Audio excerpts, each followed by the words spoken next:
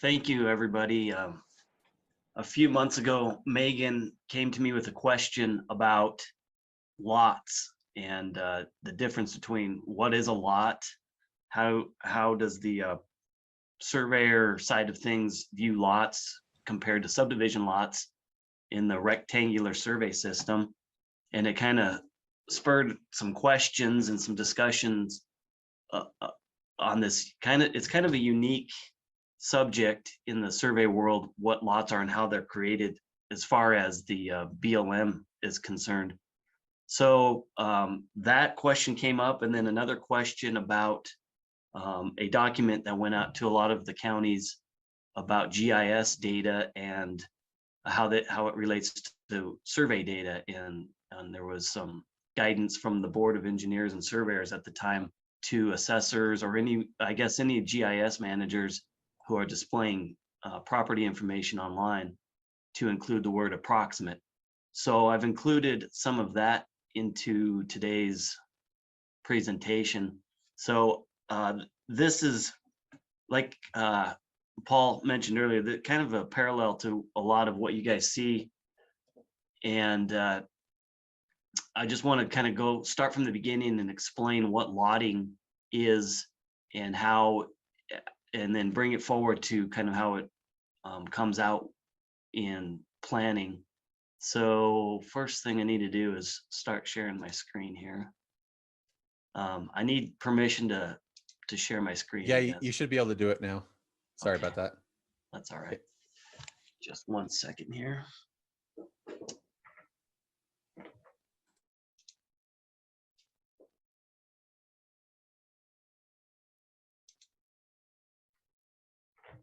Okay, can you all see my screen that says allotting for lots of lots? Yep. Okay. I guess a clever way to start this out. Let's go ahead and just get started. A background on what lots are from the surveyor's world. To start out, before we get this broken down into the smaller, what's considered lots, I just want to go through for anybody who doesn't know how the rectangular survey system in the West here was created and how it started. There's an initial point that all of our lines are created from, which end up being townships and ranges. And that initial point, from that initial point, meridians are established. In Wyoming, mostly we deal with what's called the 6th principal meridian. I'm not quite sure where that initial point is. I believe it's somewhere in Nebraska, but I can't remember for sure. But that's where that term comes from. The 6th principal meridian is that line that starts from the initial point that goes north and south. And then east and west line is a baseline. And that kind of starts out how all of our survey lines begin at a very large scale. And they're parallel to the equator. So that's how it starts out. And then from there, it starts getting broken up into townships and ranges. So each latitudinal line, which is an east-west line, but goes north and south there, those are called township lines. And then the lines that are north-south that go from this initial point west, those are ranges. And those are about 6-mile intervals. And that's how this initial baseline and meridian is broken down even further into townships and ranges. From that, each one of those townships is then broken up into mile by mile long breakdowns called sections. Each township has 36 sections. Most of you have probably seen this. The numbering starts in the northeast corner with section 1, and then it goes to the west to section 6 for about 6 miles, and then down one. They call it as the ox plows. kind of back and forth until it ends up in the southeast corner of the township with section 36. Now, this was I believe Thomas Jefferson was actually the creator of how this all started, in this idea that this would be a good way to break up all the land. I think mostly this is west of the Ohio River. A lot of the stuff in the east is not laid out like this. They're more meets and bounds descriptions. This idea came out when the GLO decided to start surveying all the lands in the west, and this was the concept that was created, and it works pretty well. The only issue with this, and this is where we're eventually getting to with lots, is that the earth isn't square, so you can't really go 6 miles north and west for each one of these truly, because we're on a curved surface. So that creates some issues to deal with, and how do they accommodate a square that's really not a square on the earth. And so what happens is, along the north and west boundaries of each one of these townships, they're kind of correction lines. This is where you accommodate for the curvature and the irregularity of not being a complete square. So what they decided was, along that north line of every township, which is sections 1 through 6, and then along the west line, which is well, the numbers go, but it goes from section 6 down to section 31. They created what's called lots, and those lots are to get any excess or deficiencies in those townships, and that's kind of where they throw all the errors into it. So normally lots do not conform to an aliquot piece of land. That they're not your 40-acre pieces in there. A lot of times, if you think about it, because it's curved, they should all be smaller than 40 acres, but that's not always the case. There's usually other things going on with those surveys, and that's kind of where all the error gets thrown into, is these called lots. Now, these lots that are created, as far as ownership and legal descriptions, the original survey that was done is what created those lots. And we'll go into some later, some lotting that occurred later on that, in my opinion, do not qualify as true legal descriptions, but we'll get to that here shortly. There are other lots that you may come across when people bring in descriptions and areas for subdividing. Other reasons that the GLO would have created lots at the time of the surveys would have been if they came up against existing mineral surveys, and the land abutting up to these couldn't quite conform to an aliquot piece of land. So they would lot those around, like those mineral surveys, as you can see there. Also, if they were up against a lake or a body of water that would not allow them to get their full 40 acres or close to that 40 acres, they would also lot those. So sometimes you'll see those. And of course, there's always some odd things out there that would create lots. But this is the general idea. It's usually an area that can't conform to an aliquot piece of land. They originally just called them out as lots. So here's a portion of a township. This is what a typical lot layout would look like. And if you look at any of your original surveys, wherever you're at, you're going to find these lottings across the north and the west. And so lots 1 or sections 1 through 5 all have 4 lots in the top labeled as such, 1 through 4. And then section 6 will have 7 lots, because they also have them on the west side. And so that's something you'll see on an original survey by the General Land Office. The General Land Office turned into the BLM later on. Again, those lots were there for excess and deficiencies. You can see here on this slide that the rest of the section stays the same. In that southeast corner, that would still be the southeast quarter of section 6. The 40-acre PCC there would still be the southeast of the northwest. And instead of calling lot 4 here the northwest of the northwest, the legal description is actually lot 4 of section 6. I have seen people describe it as the northwest of the northwest, but technically it's lot 4. Let's see here. Right here is an example of what the actual original survey looked like. It's a little blurry, but what we're looking at here is a section 6. So you've got the lotting across the north side of the section, and then you've got the lotting along the west. And so the lots are 1 through 4 along the top, and then 4 through 7 along the west side. This slide is important because on the next one, I'll show you what the dependent resurvey for the same section looks like.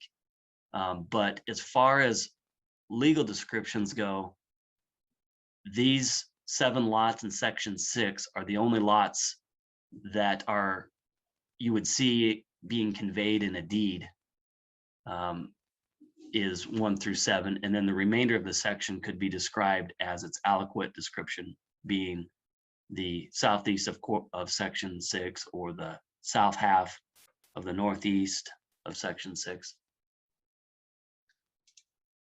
So this slide here shows that same exact section 6, but I think the original survey we saw was somewhere around 1890, somewhere in that area. This dependent resurvey done by the BLM came back in the late 80s, early 90s. They were here up in this area for this particular slide for federal interest. And if you notice on this section 6, they've got lots in every 40 on the section. And they start with lot 8 in that upper northeast corner. And the reason they started with 8 was because lots 1 through 7 were already taken in that original survey. I've actually seen surveyors come in and try to subdivide land for, say, if you look here, lot 15 of section 6.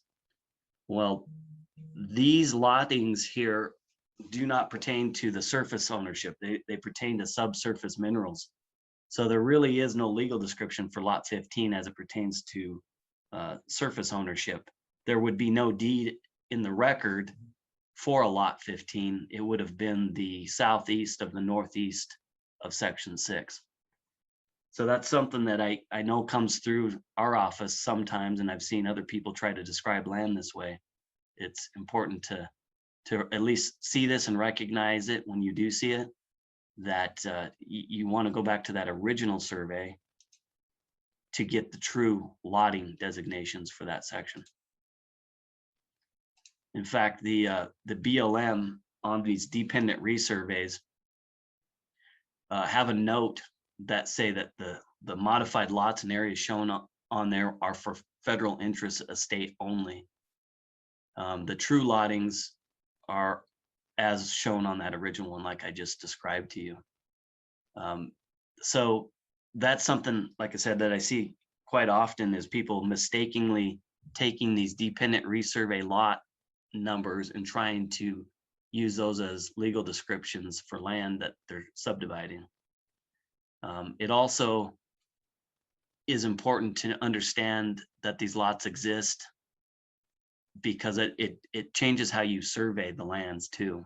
You wouldn't treat these sections with lots in them the same way you would in a section that doesn't have any lotting as far as surveying goes and how you break those down.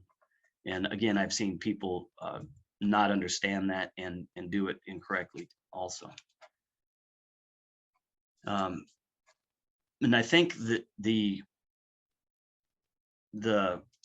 beginning of this discussion came about on a legal description describing lots along with some aliquot pieces in one deed. And the question was, do these lots stand on their own as conveyable pieces of property?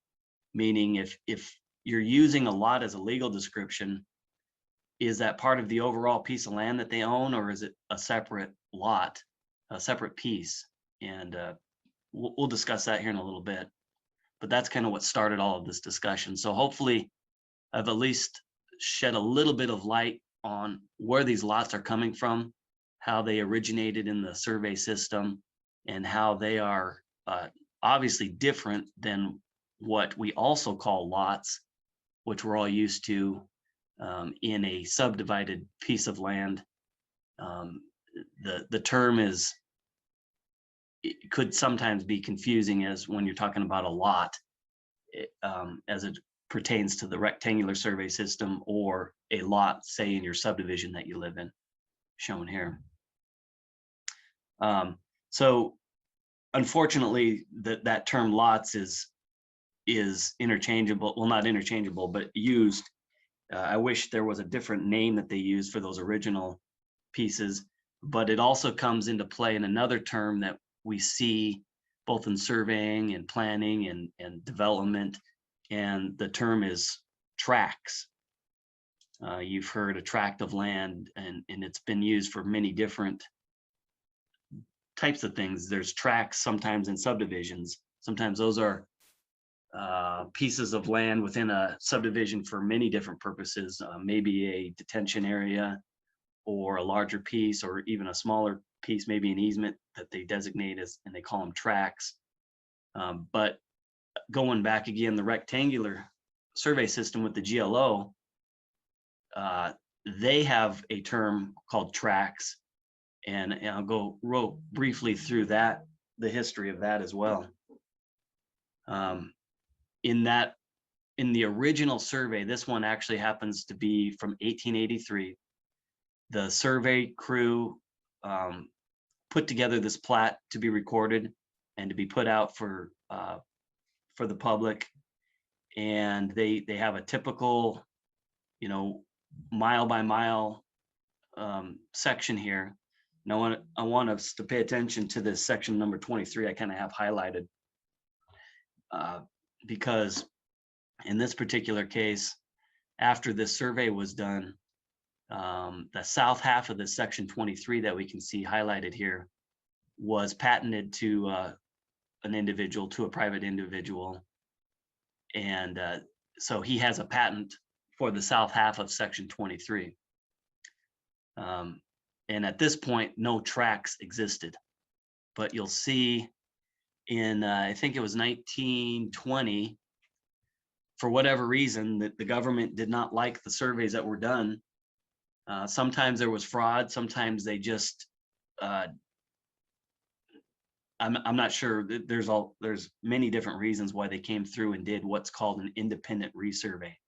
And they basically threw out that original survey and started over. Well, in a lot of cases, there were already people that own land. And so they're not going to get rid of their land, and they had to keep their bona fide rights. So in this case, that south half of section 23, the government decided that they're going to name that tract 40. And there's a little list on all of these surveys that you can find that will tell you what it used to be called. So in this case, my highlighter here shows that in the independent resurvey that was done in 1920, they kept this individual's property, but they called it tract 40. And if you go over, you'll see that what it used to be called was the south half of section 23. These are very confusing surveys. If you ever have to come across these, or for surveyors to have to survey them, they're very confusing because they're trying to conform a new survey up against some existing rights, and it gets pretty muddy here. this next slide is the result of this independent survey. As you can see, when I say it's confusing, there's lines going everywhere. On this slide, there is actually a new section 23 back in there. And what I have highlighted here is this original piece used to be called the south half of 23 is now tract 40. And so when you see, you may see people come in and want to do some subdividing or develop some land with these tract designations. That's what these are. They fall back to the original survey, and they were preserved and kept out, but they were named something different at the time of this independent resurvey. So that's kind of a quick history on the difference between what the GLO BLM called tracts that exists still in title and in deeds, and what we're calling tracts now. A lot of times, for whatever reason, they're two different things, really. So that there's a little history about that. I kind of put together a few discussion topics on the lotting here. I think this example here, I'm asking, is lot 1 of this section 6 a valid legal description, or would it be the northeast of section 6? Something to think about. Like I said earlier, I've seen it go both ways. Technically, the legal description for that would be lot 1. The other question, should the description for the northeast be, if you were to see it in a deed, would it be the south half of the northeast and lots 1 and 2, or would it just be the northeast quarter of section 6? I've seen them. The reason I put this in here is I've seen it go both ways. If you were to describe that northeast quarter of section 6 as the south half northeast and lots 1 and 2, it brings up the question, are those 3 different descriptions, and could somebody sell each one of those individually? I don't have the answer for that, but in my opinion, if it were conveyed to the owner at the same time, it's 1 piece, not 3. And I think that was the beginning of some of our questions when we first started talking about this.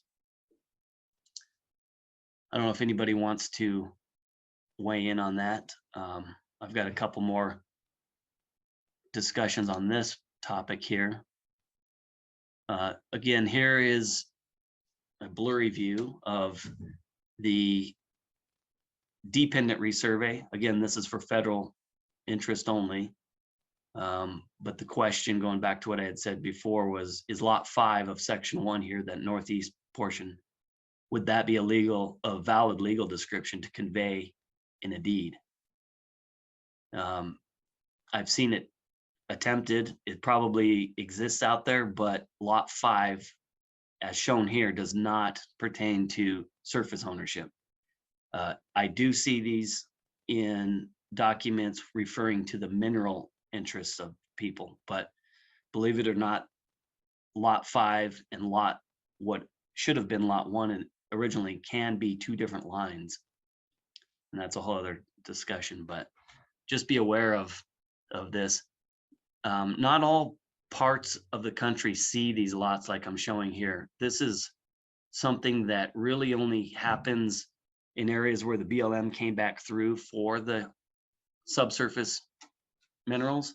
So over here in Campbell County, our entire county has these additional lots shown on them. I imagine there are other counties close by us that have this too, but there's portions of the state and other states that you're not gonna see this at all because the BLM didn't come back through for those purposes. But if you do live in an area that has this, be aware that this is out there. And then one other discussion about going back to the tracts. Here's that same scenario of that south half of section 23.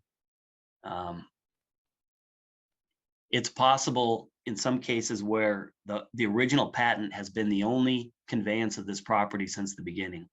So this family received this patent with the deed description being the south half of 23 back in 1883.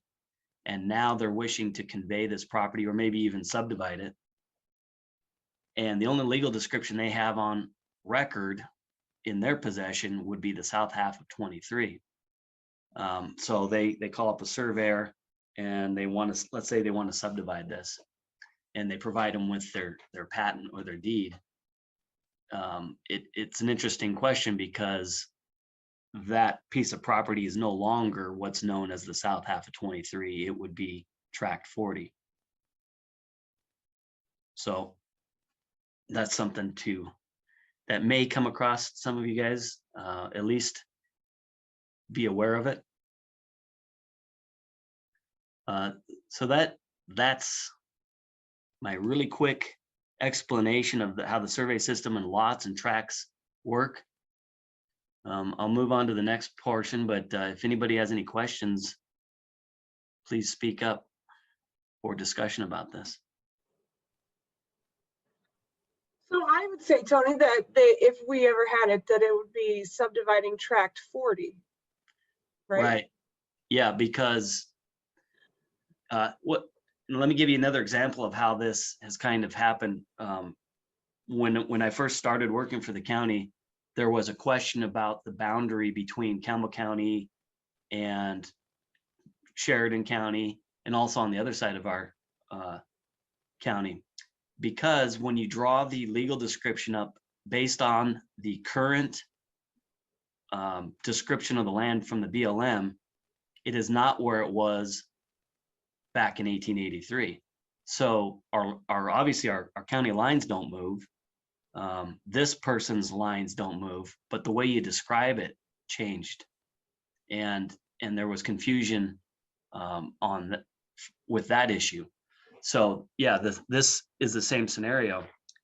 Their deed does say the south half of 23, but it has changed, not the property lines, nothing moved, nothing changed there, but what it's called has changed. And it's important to do the research to understand that it is now actually called tract 40. And if you were to convey the south half of 23, the only thing you'd be conveying, and I don't know if you guys can see it very well, it'd be a little sliver below the tract 40 and a little sliver on the west would be all that's left of the south half of that new section. Where that bearing the 8959 is? Yeah, there's a little gap between there. That right below that 8959 is the actual new section line of 23. And then there's a little sliver to the west of this tract that would be the remainder of that 23. And so, and those are actually encased in another tract below, it looks like, maybe tract 39. This is not a survey I'd want to get handed to me to figure out. The other thing that happens on these is the southwest corner for this tract 40, if it's still there, will still say the southwest corner of 23, but there'll be some new markings on those caps. But if you don't see those, it's really easy to mistake them for the actual section corner of the new 23.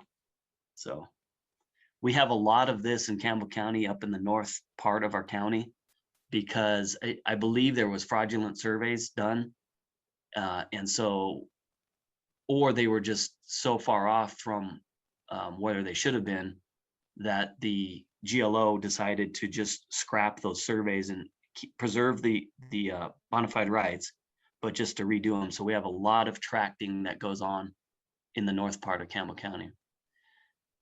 I have seen also at different times the GLO would interchange the word tract with lots. So I've seen the same scenario that I'm discussing about tracts, where they called them lots. But they'll call them out in those original surveys as to whatever they decided to call them that day, whether they're tracts or lots. But Interesting.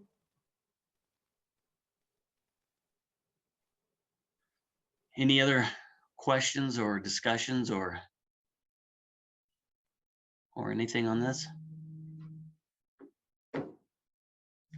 If not, I will move on to the other discussion.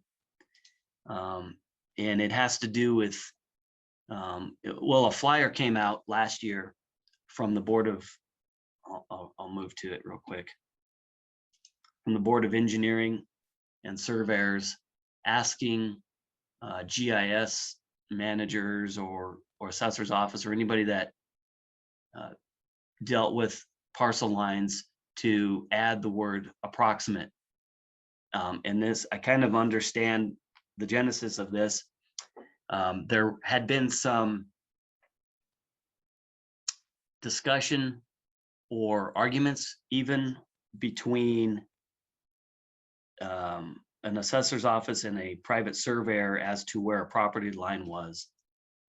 And yeah, the Board of Engineers and Surveyors put this flyer out asking, and I think their statement down there at the bottom is, oh, where is it? Something about the only, let's see, yeah, the licensed professional surveyors are the only ones who can legally determine property boundaries. So that was kind of their plea to not take GIS data for gospel. And I think all of us understand that when you look at a GIS map and you see lines, they're approximations of the lines, not survey lines. And so I just put together a few slides to highlight some of those issues and to help maybe let you guys understand how GIS parcels are created. At least as far as I know, the most common way in Wyoming is that assessor's office start with a base of the public land survey system, which is called the GCDB. And it is a grid system that you can bring into your GIS programs or your CAD programs that is a pretty good approximation of where section lines are. But I was around when this first came out and there was very little good coordinate data on it. And so they were all just drawn up and least squares adjusted and maneuvered and moved around to fit. And I saw some of these being 300 to 400 feet off where they really would be if you were to go survey them. And at the time it was great. I mean, 300 or 400 feet with a coordinate was much better than just guessing. And since that time, they've gotten much better. Some of them are very accurate, but you just don't know what's accurate, what's not. And so when drawing a tax parcel from a deed or a subdivision, the assessor's office will take this grid as their best known starting points, for instance, and they'll start drawing subdivision maps off or deeds. And when they come into conflict with other deeds or subdivisions, there's different ways that some of them do it. Some of them leave it and show gaps and overlaps. Some of them will just kind of shrink, transform, and move to make it fit so it looks good on a map. But regardless of how they do it, we can bet that it's probably not the actual survey location of where it should be. So that's kind of a background as to what I believe most people are using to create this data that you see on these maps, is this geodetic coordinate database from I think the BLM puts this out. And this screenshot is an example straight from it. I just downloaded it and threw it up here. Again, with the BLM being in an area like Campbell County, they actually went out and GPS got coordinates on almost every section and quarter corner in our county because they were here for a specific reason. So our GCDB is pretty good. I would say it's probably between most of our lines are between 1 foot to 5 feet from where they really would be if you were to go out there and do a real survey, which is excellent. In other parts of the state, where the BLM has not been there and there's no mineral interest really. They're relying on these original surveys from the 1880s, 1890s. And as you can imagine, they're probably not as accurate. So you could see a lot of errors in those original coordinates. So that could create some problems when drawing up tax parcels, only in the fact of when they line up with aerial photos, they're probably not going to line up great. In the defense of the assessor's office, they're doing it for the purposes of taxation. They're not doing it to be surveyors. And to be honest, that's probably the best way to do what they do. The problem comes when they then start arguing with surveyors about where a line should go, solely based on this grid. Okay. So that was the flyer that came out.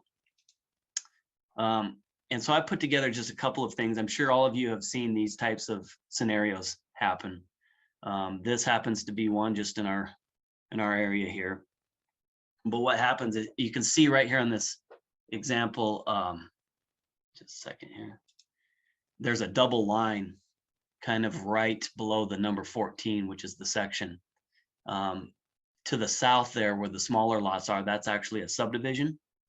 And to the north is a piece of land that was described by a deed. And if you can see on this screen, there's a light blue line. And then there's the darker white lines. The light blue line is where the BLM decided where their section lines were for federal interest. The white line along that west side is supposed to be that same section line. But these were all described back in the 70s. The surveyor broke up the land and did it in what I can tell is good faith. He found some evidence and used it as they should, and determined how to break down all of this land. And there's probably hundreds of property that were subdivided and subdivisions were created, legal descriptions were written, fences were built, homes were built, all off of these surveys in the 70s. And for whatever reason, in the late 80s, the BLM came through and decided that they either couldn't find enough evidence to support that survey or whatever, and they decided to set their own. And so that's why you're seeing two lines there. So they created their GCDB grid based off of that. Now, when the assessor's office goes to draw this property to the north, I don't know if this is what happened, but this is definitely something that could have happened. They may have started on the north side of the section and started drawing up this deed. And the deed overlaps and comes down into that subdivision. You can see it's in the backyards of those properties. And then when the subdivision was drawn up based off of this BLM grid, they started maybe in the south side and they drew it, and their line goes to what looks like pretty close to the fence line there. So when I click on that gap between the two, it's kind of no man's land. They're just not taxing it because there's an issue here. Well, you can imagine the public who lives there, they want to look on our online maps, and they look and they're wondering why there's two lines in their backyard. And they're also wondering why their property their infrastructure that they built is off of their property. So here's a scenario you guys have probably seen before. This is why you can't use GIS data to, number one, build fences or anything. The solution here, it's a gray area because which survey do you take? But there is an answer. There's no overlap. There can never be an overlap. There's always a junior, senior right that exists. But this is one example of where GIS data would conflict with an actual survey. This is just a regular, what you would see in a lot of communities. This would be an older portion of our town where the parcels were drawn up long ago. And I will tell you that these property lines probably don't go through the houses there.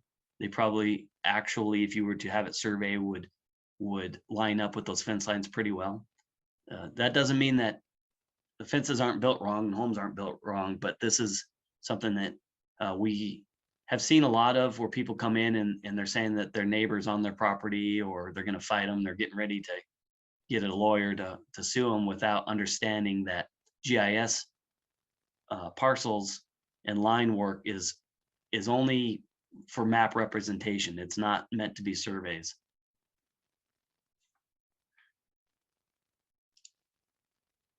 Here's one that I actually just came across about a week ago.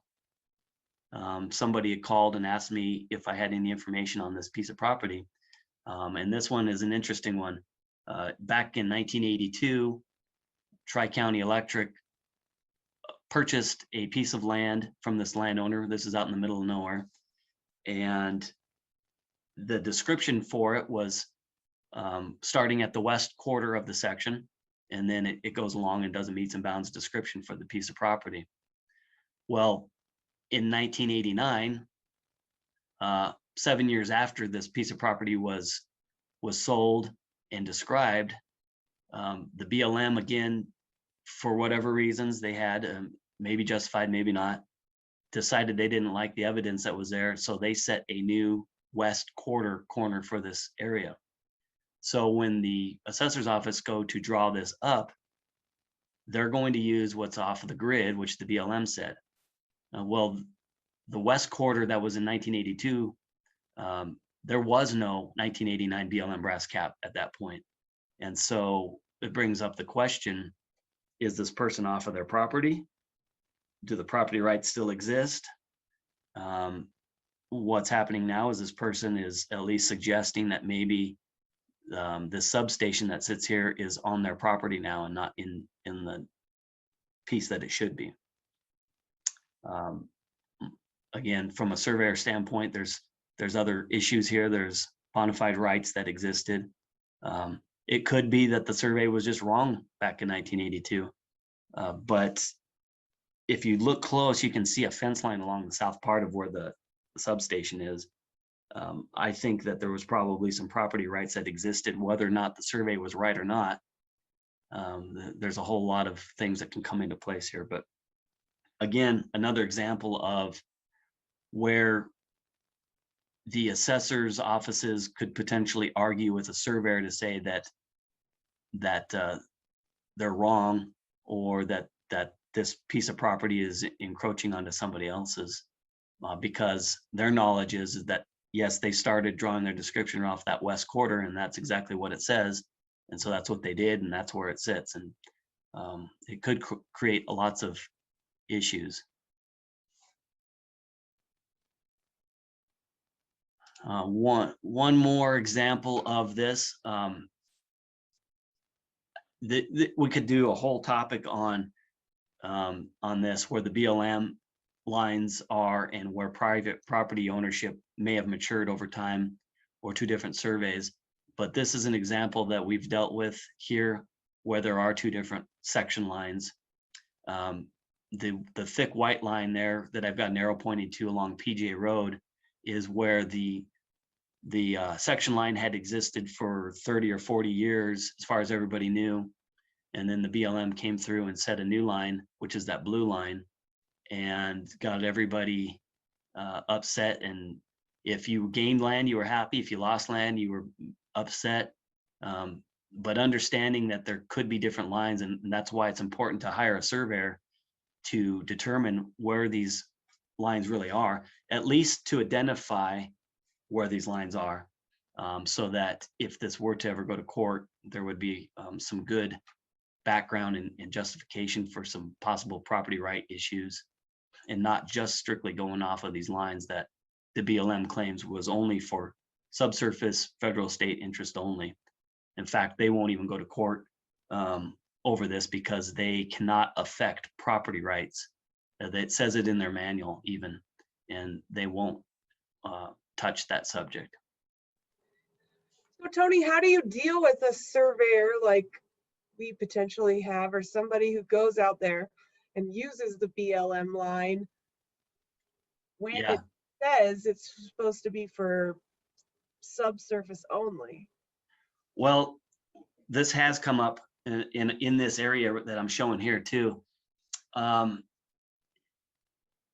The argument that a surveyor would make to not accept that old line of occupation and the known property lines, their argument would be, well, the BLM is supposed to be retracing the original survey. And since they felt that they did that and it was approved and it's out there, then their line should control in this situation. And that's a valid argument. However, in this situation, if we were to throw out that old survey, we would be affecting hundreds and hundreds of property rights out there. And what I do and how I deal with it is I just advise them of that and say, well, you could probably stand on your theory that the BLM line will hold, but if it goes to court, I always try to think, and who knows what they'll say, but what's a judge going to say? Is a judge going to say, well, the survey that the BLM did that they're not even going to stand up or come into court over, that says right on the face of their plats that it's for federal mineral interest only and they cannot affect bona fide rights? Is the judge going to side with that, or is he going to side with the property rights that have occurred over 40 years and hundreds of people's properties that could potentially have to all be redone and throw lines off and all that? Again, the other argument for keeping the BLM line and not these old lines could be, well, maybe the first surveyor messed everything up, screwed everything up, and was just plain wrong. And those cases do happen, but that's where professional judgment needs to come into play. And looking at the evidence and how it was put together needs to be considered. When we looked at this, because we had a road that we have coming through just south of this that we had to buy property on, we did a lot of looking into these cases where there's two different lines, and we stuck with the original survey because we weren't there with him, but the notes that he had, at the very least, the survey was done in good faith and it was accepted by everybody at the time as that land was disposed of. And so for that reason, we went with the idea that right or wrong, that's how the land was subdivided, and we're not going to disturb all of these private rights over 40 years because of a mathematical determination of a line over what's already there. So we just advise them of that, and actually nobody contested it in the long run on this case, but they could for sure. And we're here in Wyoming. I was just adding it up. I've done 120 American Land and Title Association surveys, and over half of those are down in Denver, downtown Denver, where you give up an inch and it's a lot of money. Out here, it's still important, but the value of the land is a little different. And in this case, along this whole road, we had a couple people push back, but in the end, everybody understood the same idea that these rights have been there forever. Everybody had built their fences to this original survey. And so that's kind of where it sits right now.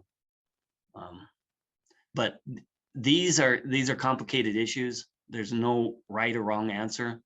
And this is going back to where this disagreement happened with an assessor and a surveyor. The assessor is going off of what the BLM is putting out there for their grid. And I understand why they're doing that. And again, I think that's probably their best method of drawing these up. But when certain circumstances arise where there's a question and something doesn't look right, I've advised, at least in our county, to come talk to me or another surveyor if they wish to get some insight on some of these things.